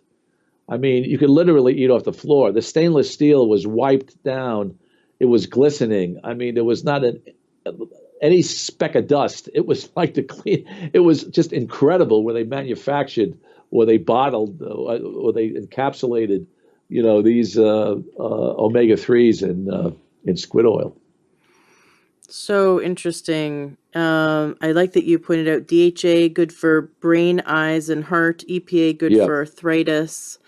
You mentioned cutting out carbohydrates or decreasing carbohydrates to help decrease triglycerides along with exercise, along with, making sure blood pressure or blood sugar is balanced. Any carbohydrate, like if someone ate potatoes and broccoli versus No, I mean, pasta. broccoli's much better than potatoes. But look, if you're a potato lover, I'm not going to restrict it. I mean, remember, potatoes have a dark side because it's a carbohydrate that's going to elicit an insulin response. But potatoes is one of the best sources of potassium, which is very, very important. Should you eat potatoes every day? No, because it's a strict carb. But if you want to have a potato once a week, I don't see a problem with that.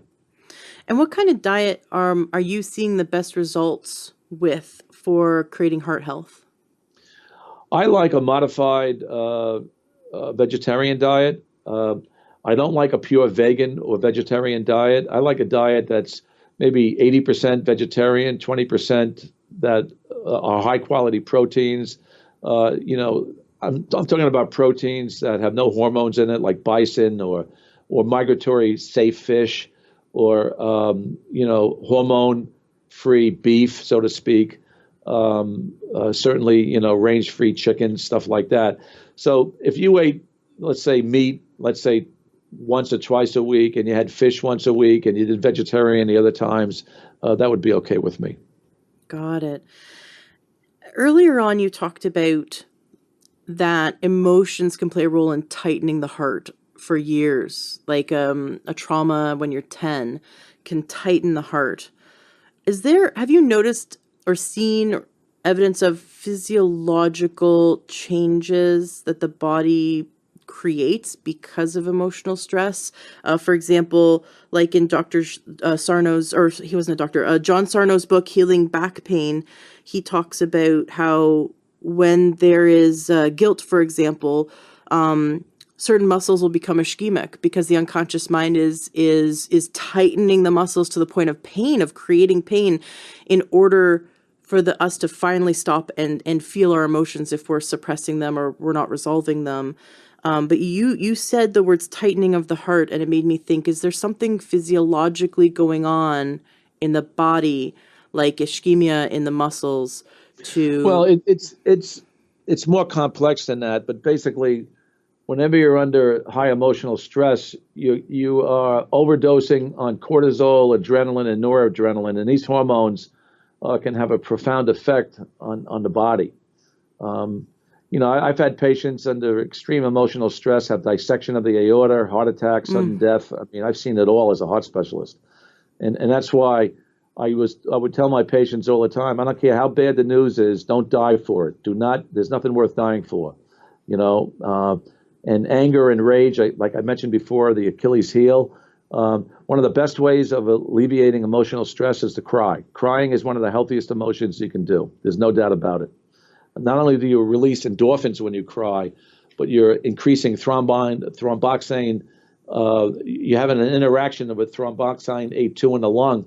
So in other words, when you're crying, you're breathing better. You know how some people have like a heavy heave, so to speak, with crying, where you're sucking in air and stuff. So you're breathing more deeply, and this actually causes blood thinning to a degree. So Wow. I think crying or sobbing is one of the greatest ways of releasing emotional distress. Laughing too, by the way. Remember Norman Cousins laughed away his ankylosing spondylosis. But remember, if you laugh hard enough, you'll cry. So basically, those two emotions, or they're not behaviors; they're more like reactions to behaviors. I find very supportive to the body. Oh, that's so beautiful. And I love that there has been observed that through an emotional response of releasing through crying, that you can see the physical body creating hormones, and that it has all this cascade of beautiful effects towards health. That's brilliant. And I think that that's given permission to a lot of listeners to finally let go and be okay to cry, because I think we're often told, especially from when we're young, it's not okay to cry, but now we can. It's okay to cry because it's healing for the body. It's really beautiful. Yep. When I was in medical school, I was a senior in medical school in 1972. I never saw a woman in the coronary care unit. And when I became an intern, I thought women didn't get heart disease. It's just amazing. Then in the mid 90s, when I was chief of cardiology at my institution. This is like 20 years later, right? 20 plus years later. Half the coronary care units were full of women. Wow. And I remembered back when I was in medical school, I go, how could this be? I didn't even think women got heart disease when I was in medical school, because I never saw it again. I never saw a woman with an MI. Then, because of all my psychotherapy training, et cetera, I really started to think about this. And then in the year 2001, I wrote the book Heart Sense for Women. And I realized that the reason why more women were getting heart attacks as opposed to men in the late 1990s, and even today, by the way, I mean, women get more heart disease than men. See, most women are afraid they're going to get breast cancer. They're going to get heart disease way faster than breast cancer. I mean, 1 in 8 women get breast cancer, but 1 in 3 to 3.5 die of heart disease.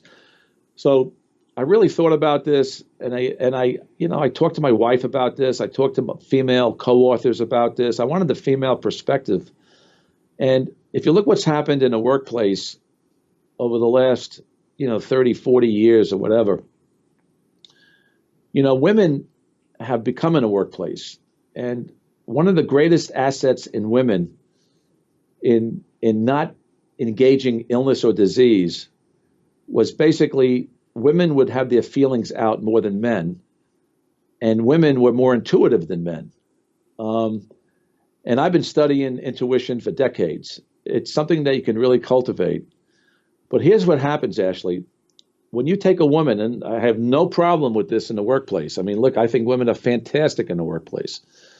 But when you take a woman and put her in a corporate workplace, and she climbs the ladder like men do, and she shuts off her feelings. In other words, it's, you're the manager of a corporation, you're a CEO, you can't cry, you can't get into your sadness, you have to stifle it, blah, blah, blah.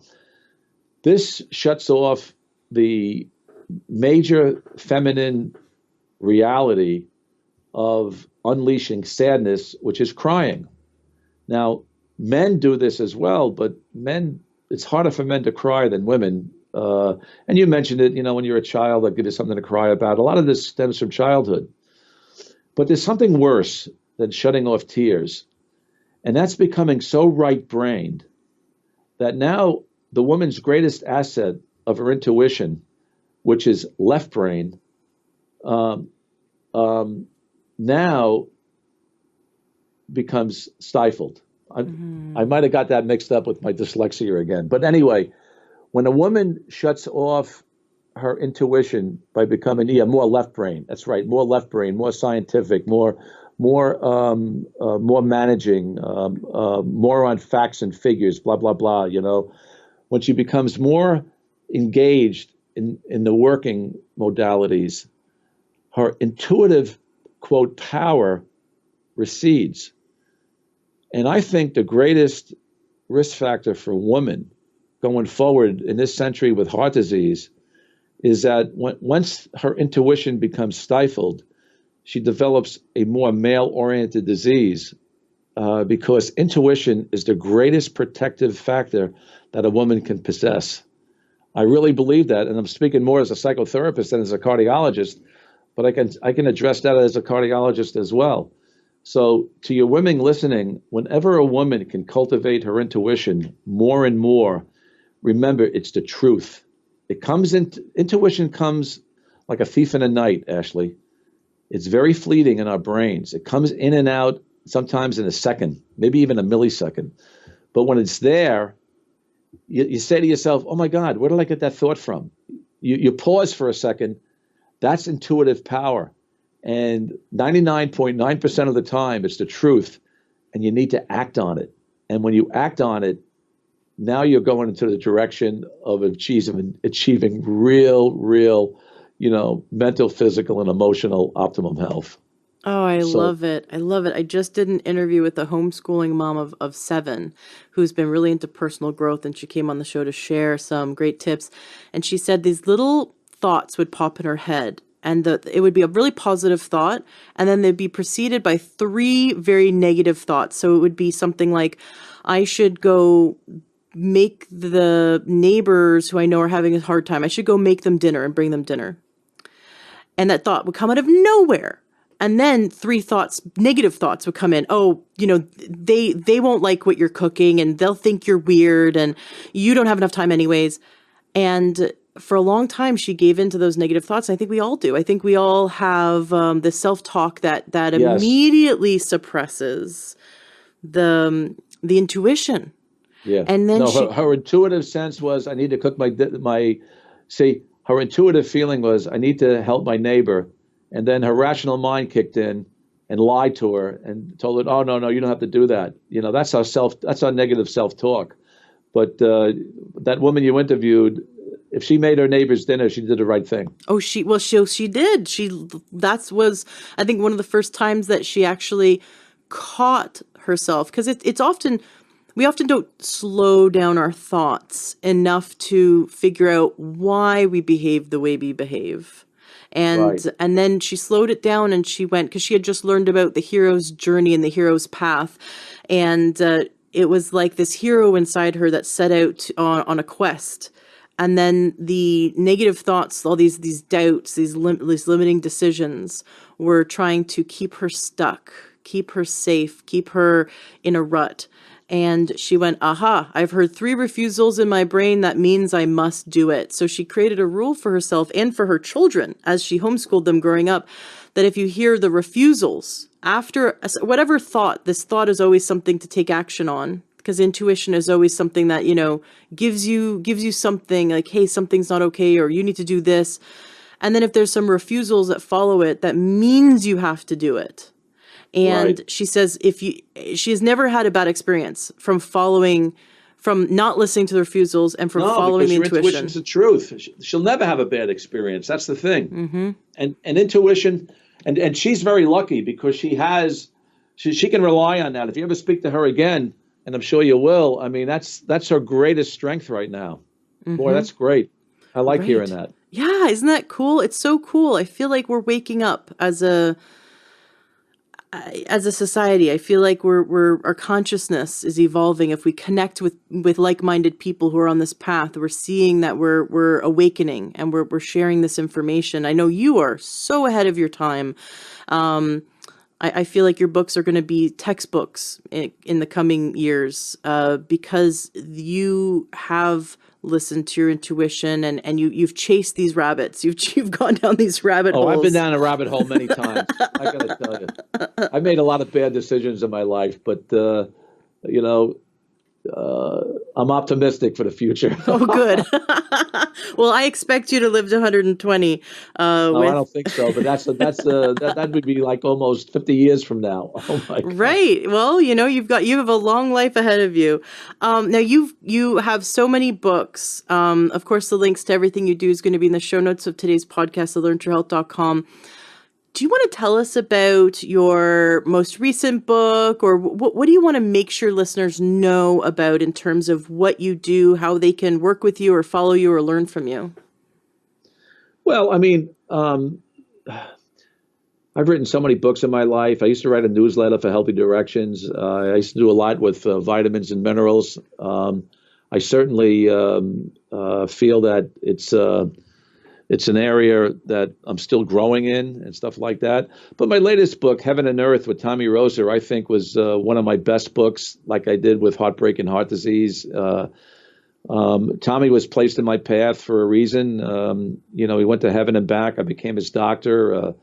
I thought it was just an amazing experience he had. And it really, I grew up Catholic, but it really redirected my spirituality. It's just an unbelievable story. And I think when, if people wanted to read Heaven and Earth or Health Revelations from Heaven and Earth, and it doesn't make a difference what organized religion you're in, that doesn't matter. But the spiritual realm is vitally important. And I really believe that, we have guardian angels and there's people that pray for us on the other side. And I just feel that as we increase the vibration of the planet, and I think a lot of these 2012 babies that came in around 2012, plus or minus maybe a month or two, I think these 2012 babies are going to be the saviors of the planet going forward in the future. And now most of them are 7 years old right now. But I think it's a very, very special group. So, I'm optimistic for our planet. Interesting. I really am. Yeah, I heard of the indigo children. I think I'm an indigo child, and then there's the rainbow children, then the crystal children. Does this cohort have a name? I think that's all been surpassed by the 2012 children. I think the 2012ers coming in are just unbelievable. My son was born in 2015, and he constantly blows our minds. Like, when was he born? 2015, early 2015. Yeah, he constantly blows our mind. I don't know if he's part of your 2012 cohort, but he is, the things he knows and the things he says. Oh, it's amazing, isn't it? These young kids coming into the world. Yeah. It definitely fills me with hope. So your friend that you co-wrote this book with, died It's and went Tommy to heaven? Roser. If you want to do a podcast with him, I'm sure he'd do it with I love that. He can talk about his experience in heaven and what he saw and who he met and stuff like that. It's a great book. I was blessed that he came into my life. Oh, brilliant. Well, then that is going on my reading list for sure. And I'll make sure Health Revelations from Heaven and Earth, or Health Revelations from Heaven. It's on Amazon and stuff like that. We'll make sure the link is in the show notes for everyone. If you resonate with the book, I'm sure Tommy would be happy to be interviewed by you. Brilliant. I love it. Thank you so much, Dr. Sinatra, for coming on the show today. All right, this was great, Ashley. This was wonderful. Dark here. It's probably dark in Seattle right now. Is that true? Well, it's actually, we have this huge rainstorm. It's they call it like a Category 4 atmospheric river, and it basically looks like a hurricane if a hurricane was in a straight line. And so we've got something like, I think we've already got 3 inches of rain. We're expected another 3 inches. A friend of mine who lives on a hill, her basement just flooded. Luckily, I'm not in an area where I will get flooded, but there has already been flooding around Seattle. So this is going to be a very interesting Christmas week. Oh, boy. Well, listen, this was a lot of fun, and I hope your listeners get a lot out of it. And if you want to talk later, just drop me an email and we can work it out. And like I said, Tommy would be great for your show. Oh, I'd love that. Thank you so much, Dr. Sinatra. It's been such a pleasure. I can't wait to have you back. All right, Ashley. We'll see you. Thanks. Bye-bye, hon. Bye. Are you going to optimize your health? Are you looking to get the best supplements at the lowest price? For high-quality supplements and to talk to someone about what supplements are best for you, go to takeyoursupplements.com, and one of our fantastic True Health coaches will help you pick out the right supplements for you that are the highest quality and the best price. That's takeyoursupplements.com. takeyoursupplements.com. That's takeyoursupplements.com. Be sure to ask about free shipping and our awesome referral program.